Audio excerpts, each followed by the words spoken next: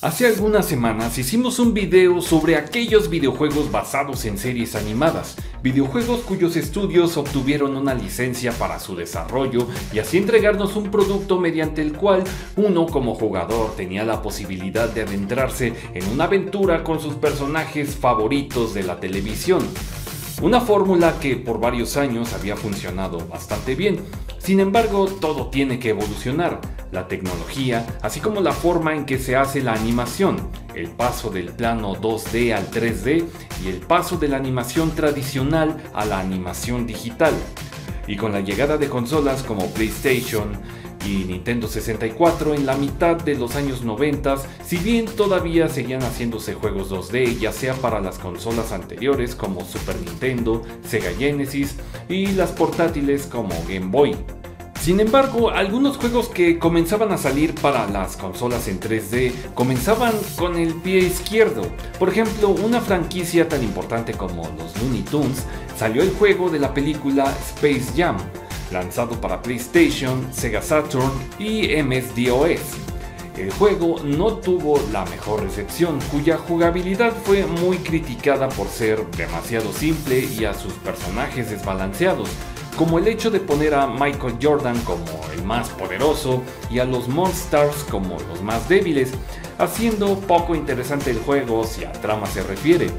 Pero no todo es malo, pues a finales de los 90 también salió el plataformero en 3D de Bugs Bunny Perdido en el Tiempo, un juego cuya jugabilidad nos recuerda un poco a Super Mario 64.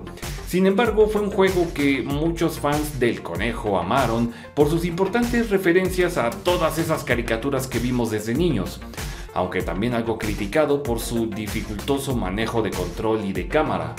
Por otra parte, Disney lanzó varios de sus juegos para consolas portátiles. Sin embargo, algunos de los títulos más exitosos son la saga de Kingdom Hearts, un RPG de acción desarrollado por Squaresoft, ahora Square Enix, para PlayStation 2 en 2002 y que combina varios de los elementos de los juegos de Final Fantasy con los personajes de Disney, en donde un joven llamado Sora deberá unir fuerzas con Donald y Goofy para vencer a la oscuridad.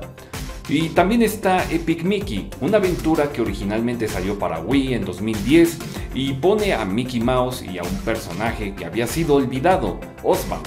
Un juego que tuvo un gran encanto visual y una gran historia, pero que también tuvo sus puntos en contra, como los controles, la falta de actuación de voz y la cámara. Y claro, con respecto a juegos en 3D, no podíamos dejar sin mencionar a uno de los títulos más infames, terribles y horrorosos de la historia.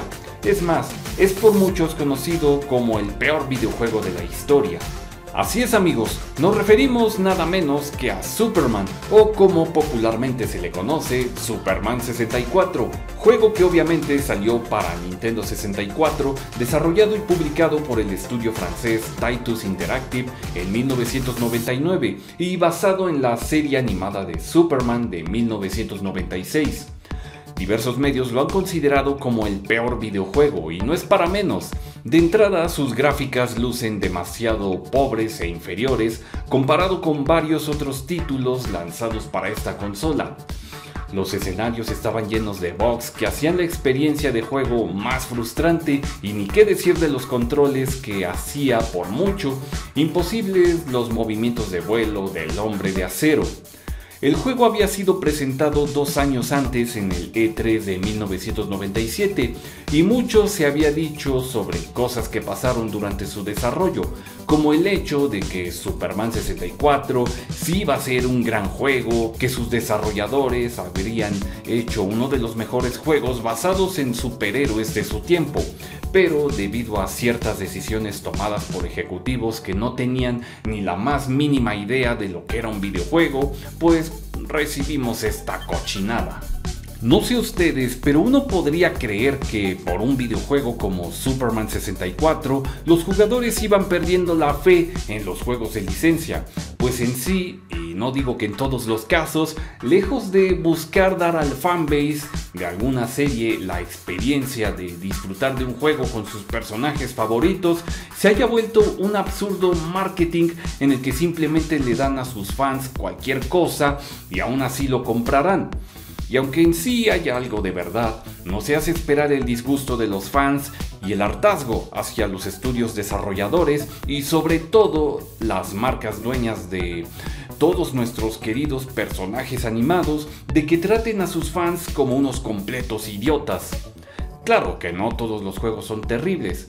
Hay ciertas joyas. Un pequeño ejemplo, Los Simpsons, cuyos juegos, si bien son parodias de otros juegos como Road Rage, que parodia a Crazy Taxi, o Hit and Run, que parodia a Grand Theft Auto, fueron bastante buenos y amados, ya sea por la popularidad que había tenido la serie en aquellos años.